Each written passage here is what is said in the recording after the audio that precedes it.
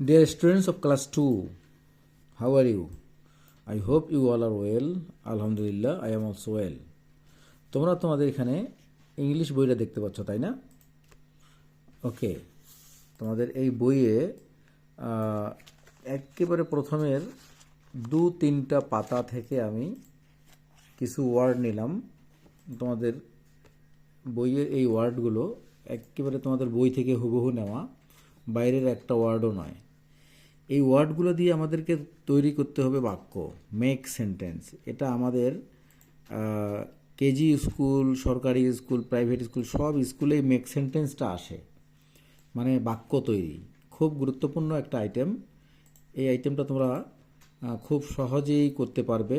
তোমরা ওয়ার্ডগুলো দেখো, হ্যাঁ, মেবি প্রথম 3 পেজ থেকে নেওয়া এই ওয়ার্ডগুলো, ঠিক আছে? পেজ 1, 2, 3 আমি লিখে দিই এখানে, পেজ 1, 2, 3 তোমাদের ইংরেজি বইয়ের। ওকে, তো আমরা চলো ওয়ার্ডগুলো করি। স্ট্যান্ড, এই ওয়ার্ডগুলোতে বাক্য তৈরি করি, তাই না? স্ট্যান্ড, স্ট্যান্ড মানে দাঁড়ানো। স্ট্যান্ড মানে কি? দাঁড়ানো। দাঁড়ানো, আমরা কাউকে যদি দাঁড়াতে বলি তখন বলবো জাস্ট এই দাঁড়ানো বলতে এটা একটা কাজ, এটাকে ভার্ব বলে। হ্যাঁ, তোমার ক্লাস 2তে পড়ো, এগুলো সম্পর্কে খুব কম আইডিয়া আছে। যদি আইডিয়া থাকে তাহলে ভালো। স্ট্যান্ডটা হচ্ছে ভার্ব। এই ভার্ব দিয়ে যখন তোমার বাক্য তৈরি করবে, ওই ভার্বটাকে আগে বলবে। কি লিখবে? স্ট্যান্ড আপ, দাঁড়াও। ঠিক আছে, স্ট্যান্ড আপ মানে কি? দাঁড়াও। ওকে, সিট মানে কি? সিট মানে বসা। তাহলে সিট দিয়ে বাক্য তৈরি করবে কি?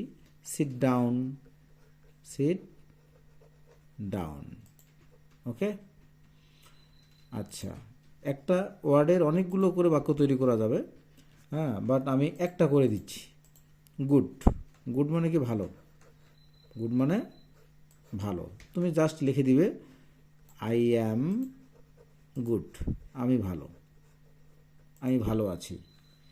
নেম, নেম দিয়ে কি দিবে বলো তো?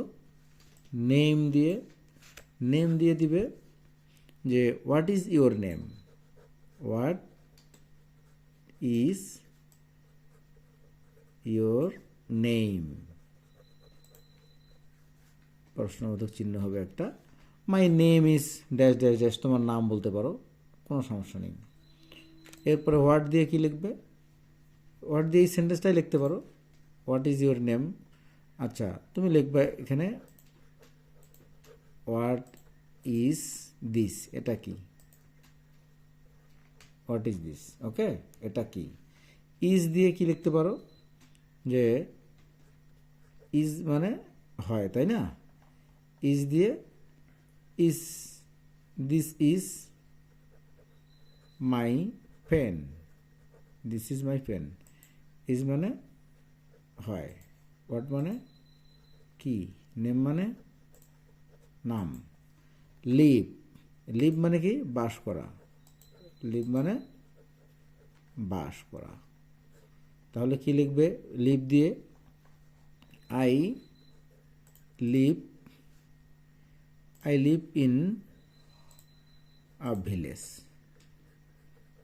I live in a village, আমি একটা গ্রামে বাস করি। ঠিক আছে, এরকম লিখবে। আই লিভ ইন ঢাকা, আমি ঢাকায় বাস করি। লিসেন, লিসেন মানে কি? শোনা। লিসেন মানে শোনা। কি লিখবে? Listen to me, LISTEN, listen to me, আমার কথা শোনো। হাউ, হাউ মানে কেমন বা কত। হাউ মানে কেমন বা কত। তাহলে কি লিখবে হাউ দিয়ে? How are you, how are you, তুমি কেমন আছো বা আপনি কেমন আছেন। টুডে, টুডে মানে আজ। কি লিখবে? টুডে দিয়ে তুমি লিখবে টুডে, টুডে ইজ কি? ফ্রাইডে, টুডে ইজ ফ্রাইডে, আজ শুক্রবার। গুড, গুড মানে ভালো, এটা রিপিট হয়ে গেছে ওয়ার্ডটা। আচ্ছা, তাহলে দুইটা গুড দিয়ে দুই সেন্টেন্স বানাই। গুড মানে ভালো, তাহলে কী লিখবে?